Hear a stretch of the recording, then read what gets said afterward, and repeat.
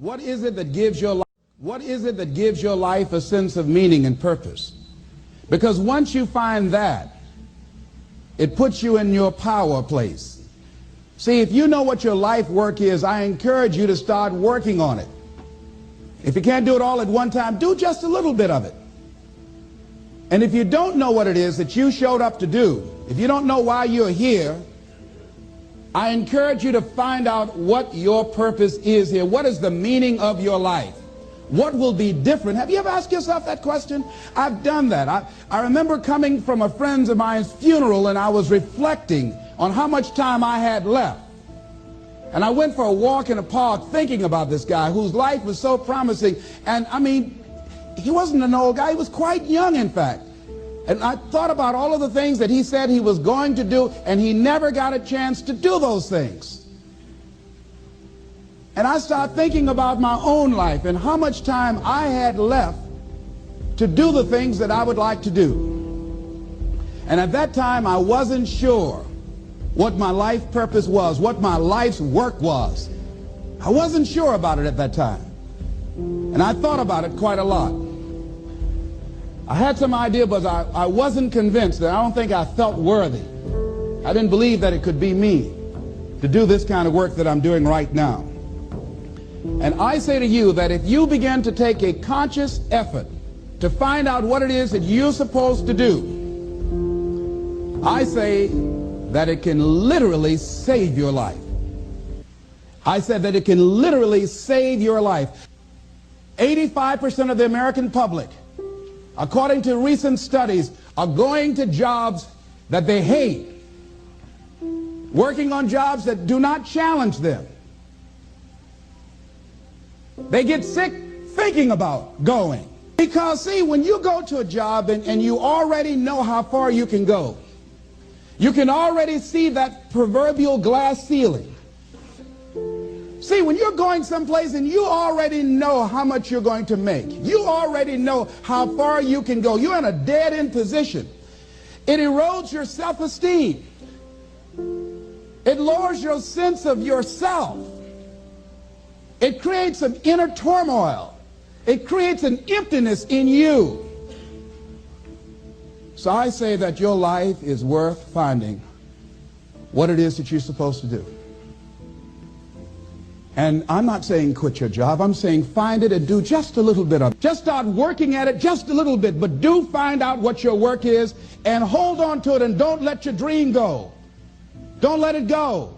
See, and here's something else I want you to begin to look at. Why is it that most people don't pursue their dreams or don't do better than what they're doing if they're capable of doing it? I think that many of us don't go the next step because we don't know what to do yet. And I say that the reason that we don't even explore the possibility of what to do is because subconsciously we don't believe that it can happen for us, and we don't believe that we deserve it. So here's what I'm suggesting. How much time do you spend working on you? How much time do you spend every day working on your dream? In the last 90 days, how many books have you read? In the last year, what new skill or knowledge have you acquired? What kind of investment have you made in you?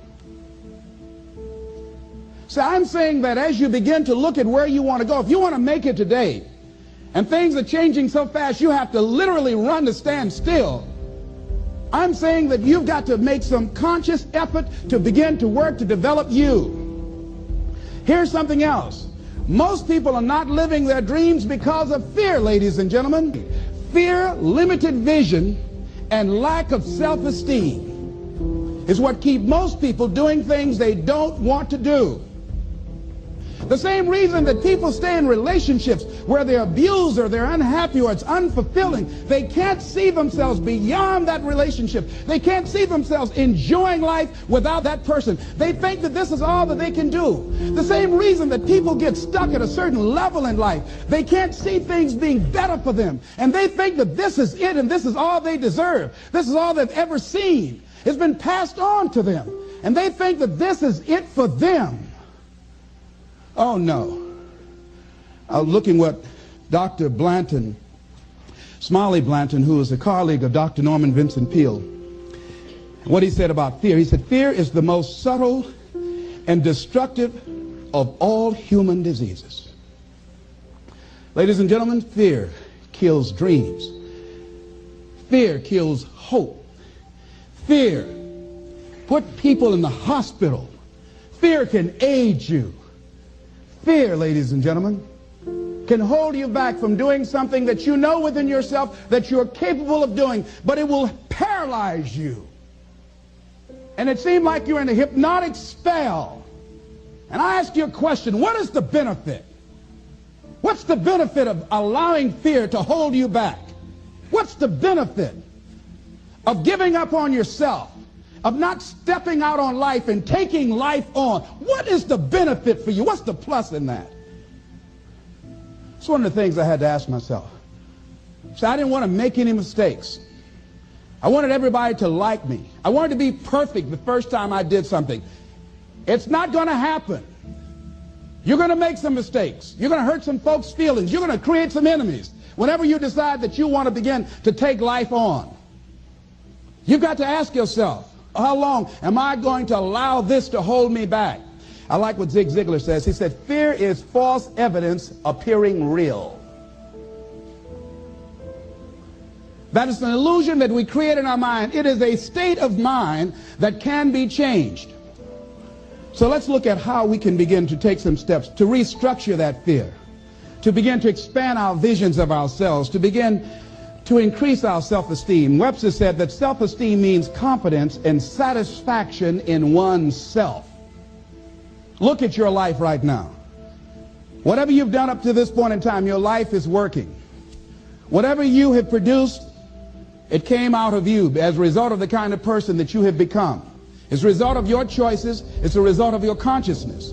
Now you have to ask yourself, are you satisfied with what you have produced? Is this what you want? Would you like for things to be better than this? Do you believe that you deserve better than this? Or are you content? This is it. You don't have to do anything else. That you already resign yourself in life and say, well, I'm happy. I'm not starving like the people in Calcutta. Are you allowing yourself to get off the hook like that? Or do you believe somewhere in the back of your mind or in your heart that there's some other great work for you to do? There's something else that life has for you. And that's why you're here. How do we handle this fear factor? How do we increase our self-esteem? You have to begin to fortify yourself. How do we do that? I believe that you have to begin to consciously monitor your inner conversation and start talking to yourself. Start building yourself up. Sometimes the only good things you will hear about you are the things that you say to you. So I'm saying learn to be your own booster. Start building yourself up. Start encouraging yourself. Start saying, I can do this. I can make this happen. When I started thinking about becoming a speaker, I said, yes, I can do this. I can make this happen. When I start trying to convince myself I can be a businessman after flopping and failing and losing thousands of dollars and feeling stupid and dumb and having people take advantage of me because of what I didn't know, I had to talk to myself because people were saying to me that I was dumb. And somewhere in the back of my mind, I was saying, you're right. Look at what I've done. I had to say, no, Les. Hey, come on, man. Get yourself together. You can handle this. You just haven't figured it out yet. It's all right. This is your training period. This is the tuition you have to pay for what you don't know. You can do this. Other people have done it. It doesn't take an Einstein. Get you some people that can teach you some stuff that you don't know. Get you some people that have done it successfully and learn from them. Take some seminars, workshops, read some books on how to manage a business. Change the way you see yourself and begin to tend to the personal details. Understand that nobody's going to take care of your business better than you. And when I start changing that kind of mindset of beating myself up because of my mistakes and start looking at the possibility of my doing better, of my making the adjustment that would enable me to do what I want to do successfully, things begin to change. And I say, stop beating up on yourself. You do it. I know you do it. I've done it. It's a natural inclination for us to put ourselves down. See, we are born negative, I think, in a negative consciousness because we live in a negative world. Here's some other things, ladies and gentlemen. Begin to guard your mind against negative programming, like turn off the television. Don't watch the news. So you've got to guard the kinds of things that you put in your mind. See, if you don't program your mind will be programmed, because human beings are goal-oriented. That's why we die of broken hearts early. That's why we're running through life to early graves. We're going through life, ladies and gentlemen, and I think that Henry David Thoreau said that most men live in quiet desperation. Most of us go through life running scared. So we created this in our minds, false evidence appearing real. We made it real in our minds. That's why Churchill said there's nothing to fear but fear itself. That's the destructive monster. So turn off things that can contribute to your fear. Turn a deaf ear to people that all they can do is talk about how negative things are, because they have bought into the consciousness of the world. Start attending workshops, seminars, listening to tapes on a daily basis to begin to recondition your mind, to retrain your thinking. Faith comes by what? Hearing and hearing and hearing. Listen to things that can empower you, that can enable you to create a new reality for yourself, in a new life for yourself. You might appear to be strange around most people. You know, most people think you're strange if you're happy today. See, these people have not found their purpose in life. That's why they're grumpy. That's why they're miserable. That's why they're so negative. They're hurting and they want to hurt other people. So start practicing using programs for your mind. Seminars, books, workshops. Keep a journal. Record your thoughts. What's happening with you? Every day when you get up, have a journal near you. See, ladies and gentlemen, we get 3 to 4 thoughts a year that if we would act on those thoughts, they could change our life. What idea are you sitting on? Write your ideas down. And then, once you get that idea, take the leap. Take the leap. See, it's out here in the universe. If you don't take the plunge, I guarantee you, somebody else will. Take the plunge. Go into action. And ladies and gentlemen, you will be surprised how things will come together. You'll be surprised. Now, you're going to have some difficult challenges. I can tell you that now. Be aware of that. Things are not going to work out exactly right. For a time they will, sometimes. And that's when life is just playing a game with you. Want you to feel good and relax. But ladies and gentlemen, go into action with your dream. And don't avoid where the fights are. Get in the midst of the fight. Get knocked down so you can learn how to fight, so you can hold your position. See, most people don't get out in the arena of life because they don't want to fight. Most people don't get out there because they don't want to get knocked down. They don't want to be dropped to their knees. But see, you're going to be dropped whether you're on the field or whether or not you're sitting on the sidelines. You're going to be dropped.